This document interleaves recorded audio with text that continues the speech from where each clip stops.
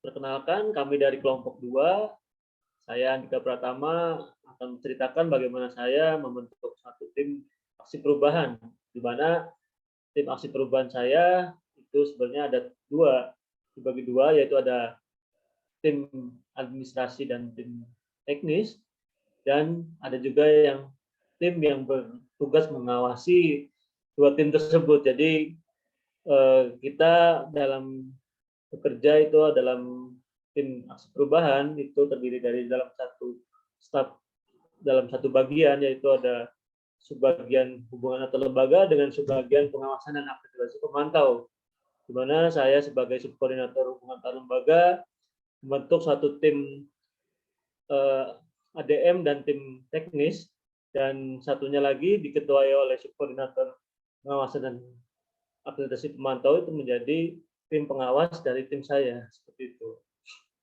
Di mana tim yang bekerja dalam tim itu akan membentuk suatu pekerjaan yang terukur, tersistematis, dan akhirnya mencapai suatu tujuan dengan manajemen mutu dengan adanya tim pengawas.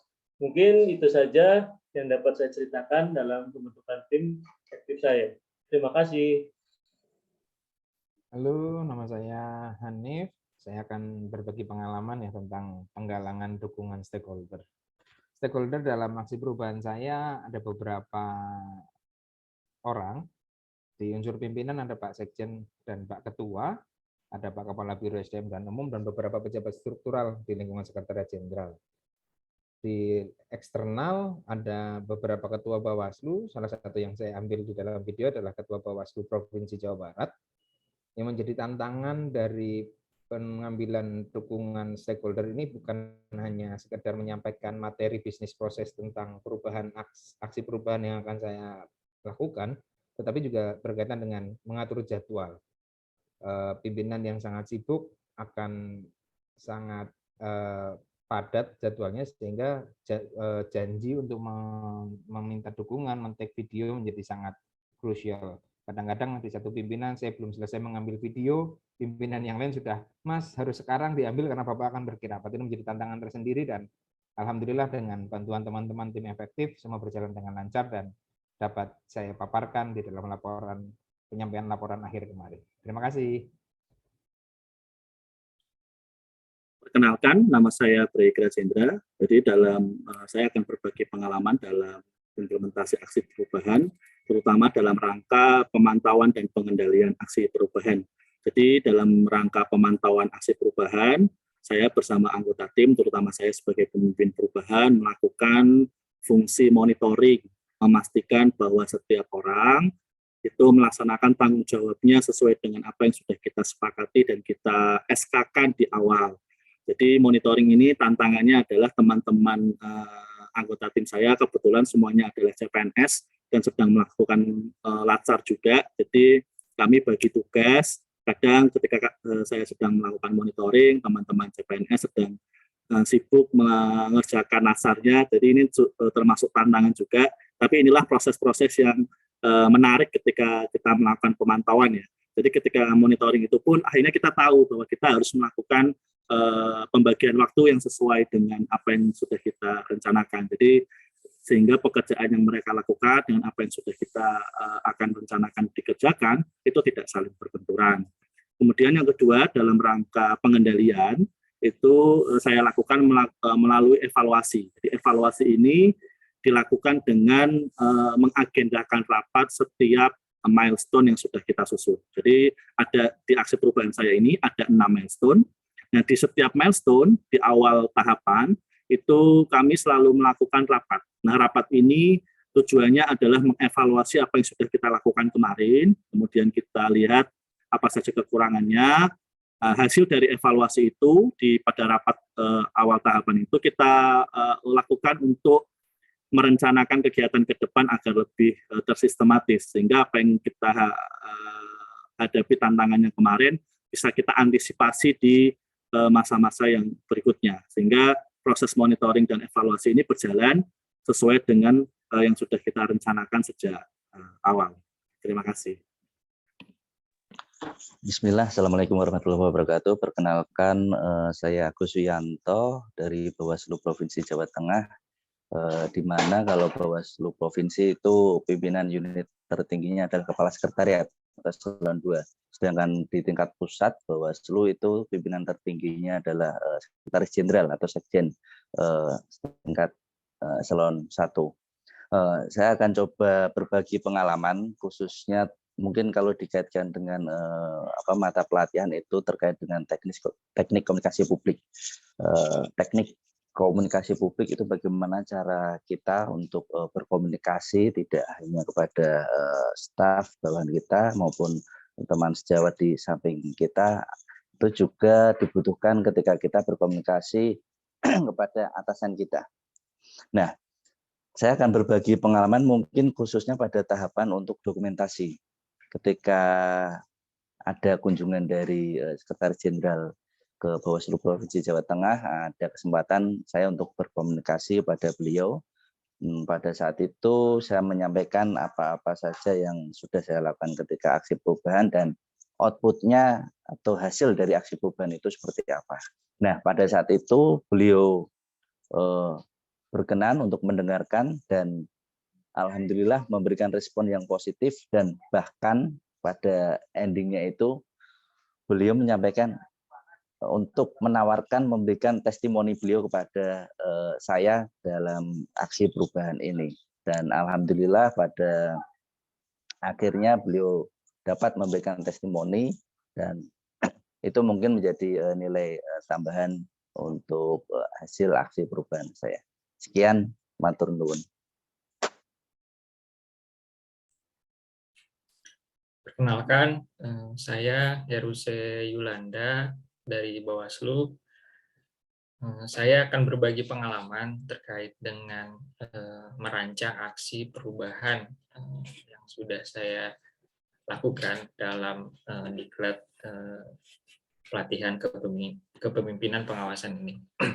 Pada awal-awal merancang aksi perubahan ini, terutama dalam mengangkat isu yang akan dicarikan solusinya atau dilakukan perubahannya, itu saya terlebih dahulu melakukan diskusi dan pendekatan secara personal kepada rekan-rekan sejawat saya di unit kerja. Unit kerja saya ini sering dibilang sebagai salah satu dari 3 core bisnisnya Bawaslu, sehingga tentu saja banyak masukan dan usulan terkait dengan isu apa yang harus diangkat. Bahkan saking banyaknya isu, saking banyaknya masalah, itu saya dan rekan-rekan sejawat itu harus berdiskusi sampai dengan larut malam. Sebenarnya apa sih isu yang harus kita angkat dalam aksi perubahan ini yang perlu dicarikan solusi penyelesaiannya. Nah, akhirnya disepakatilah terkait dengan isu pengelolaan data. Jadi isu pengelolaan data ini isu yang sudah jadi permasalahan menahun yang setiap tahun itu ibaratnya selalu diwacanakan untuk diselesaikan, tapi ujung-ujungnya tidak juga diselesaikan. Yang saya coba rubah dalam aksi perubahan yang telah saya lakukan itu lebih kepada perubahan terkait dengan budaya kerja, khususnya dalam pengolahan data, yang selama ini semua orang sadar bahwa ini tuh adalah masalah gitu. Bahkan bukan hanya di unit kerja saya, mungkin juga di unit kerja yang lain terkait dengan pengolahan data juga ini masalah, tapi penyelesaiannya itu hanya selalu sebatas wacana. Gitu. Makanya isu ini saya angkat dalam rancangan aksi perubahan hingga akhirnya dilaksanakan, dicoba untuk diselesaikan, dicarikan solusinya, dicarikan perubahannya melalui aksi perubahan yang saya lakukan. Mungkin itu saja pengalaman yang dapat saya sampaikan. Terima kasih. Kenalkan, saya John Martin dari Bawaslu Provinsi Banten. Saya akan berbagi cerita tentang pengumpulan data dan pemberian testimoni dalam aksi perubahan saya. Terdapat tantangan khususnya pada aksi perubahan saya dalam pengumpulan data dan testimoni. Nah, dalam aksi perubahan saya, tim efektif melakukan pengumpulan data kepada Bawaslu Kabupaten Kota, sedangkan Kabupaten Kota itu belum memiliki kantor yang definitif, sehingga pengarsipan belum terlalu baik. Hal itu menjadi tantangan tersendiri bagi tim efektif dalam melaksanakan pengumpulan data pada aksi perubahan. Demikian pula saat pengambilan testimoni, karena saya harus meyakinkan pimpinan terlebih dahulu terkait aksi perubahan agar pimpinan dapat memberikan garansi melalui testimoni untuk melaksanakan jangka menengah dan panjang tentang aksi perubahan dalam testimoni. Sekian, terima kasih.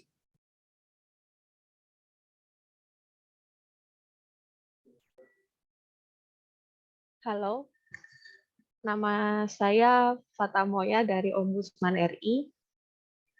Saya mau berbagi cerita tentang penyusunan laporan aksi perubahan. Saya termasuk yang sangat struggle dalam proses ini karena saya merasa sudah kelelahan dalam membagi waktu dalam melakukan tahapan aksi perubahan dengan pelaksanaan tugas kantor yang luar biasa di akhir tahun ini. Sehingga beberapa kali saya kena tegur oleh coach saya karena benar-benar saya tidak pernah melaporkan progres perkembangan aksi perubahan saya. Selain itu, saya juga mengalami kebingungan dalam menyusun laporan aksi perubahan karena saya tidak tahu harus mulai dari mana. Akhirnya saya bermalas-malasan gitu, menganggap enteng bahwa laporan ini bisa kok dibikin dalam 1 atau 2 hari. Oleh karenanya, satu hal yang akan selalu saya ingat dari proses ini adalah saya sampai di BP ya istilahnya. Saya diminta untuk datang ke PPSDM karena coach saya merasa benar-benar perlu ketemu dengan saya karena coach saya itu takut kalau saya itu kenapa-kenapa. Tapi puji syukur atas bimbingan, suntikan motivasi dari coach, dan bantuan dari teman-teman sekelompok saya yang luar biasa. Dan setelah bermalam-malam saya nggak bisa tidur, kebangun pagi hari karena kepikiran sama laporan, saya berhasil menyusun dan mengumpulkan laporan aksi perubahan tepat pada waktunya. Itu saya rasa saya sangat berkesan ya, dan akan saya ceritakan ke siapapun nanti teman-teman saya yang akan mengikuti pelatihan yang sama seperti saya saat ini. Terima kasih, itu saja yang bisa saya bagikan. Halo, nama saya Maria Amelia Sinaga. Saya mau berbagi cerita dan pengalaman bagi rekan-rekan nantinya yang akan menyiapkan aksi perubahan. Terutama ini saya mau berbagi pengalaman dalam proses pembuatan bahan tayang dan PowerPoint, di mana saya mempunyai beberapa tantangan dalam proses penyusunan bahan tayang dan video ini. Salah satunya pada saat target saya sebetulnya penyusunan bahan tayang ini dan video akan selesai di akhir bulan November. Karena memang saya sudah punya perencanaan di awal bulan, kondisi anak saya tidak ada yang menjaga, karena yang menjaga akan izin. Namun ternyata memang namanya rencana, ternyata kondisinya pengembang pembuatan aplikasi sigap saya, ternyata kantornya kebakaran. Dan ada bermasalah untuk saya bisa menyiapkan bahan tayang saya karena saya akan memutar aplikasi penggunaan sigap. Akhirnya di waktu yang sangat mepet saya terus berkoordinasi dengan Datin agar bisa sigap ini masuk ke dalam server Bawaslu RI.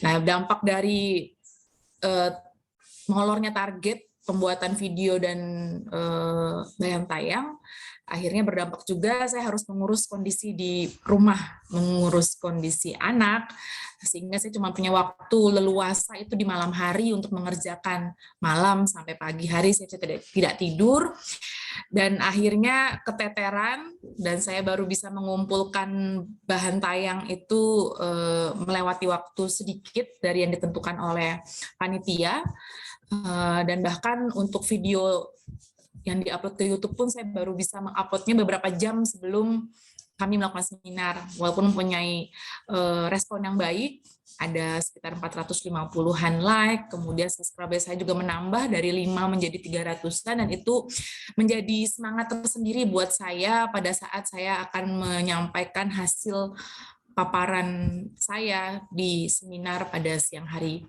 Demikian pengalaman bisa saya sampaikan, yang saya bisa ambil, saya petik, bagaimana dengan waktu yang terbatas, kita harus tenang dan harus yakin akan memberikan yang terbaik, walaupun dengan versi kita, tidak panik, dan yang paling penting adalah bagaimana kita bisa mencari solusi saat ada permasalahan yang kita hadapi secara sigap.